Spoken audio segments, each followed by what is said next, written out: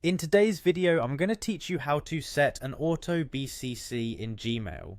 If you frequently need to send copies of emails to another address automatically, setting up an auto BCC is an efficient way to ensure consistent communication.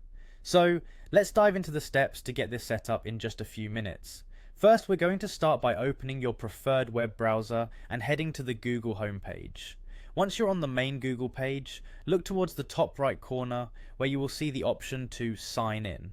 Clicking on this will prompt you to enter your Google account credentials. If you're not already logged in, this is the time to do so. Enter your email and password and you should be navigated to your Google account dashboard. Once you're successfully signed in, search for or click on the Gmail icon. This will direct you to your Gmail dashboard, which is the hub for all your email activities. From here, let's look for the grid icon, commonly referred to as the waffle icon. You'll find this at the top right corner of your screen. Clicking this will bring up a list of Google apps available to you.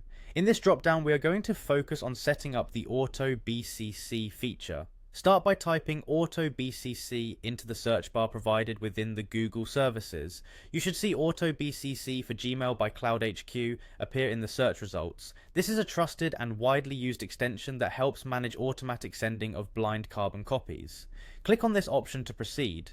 Now that you're viewing the Auto BCC for Gmail page, you'll see an Add button. Clicking this will begin the process of integrating the feature with your Gmail account. It's important to ensure that you read any permissions that the extension requests, so you're fully aware of its capabilities and access.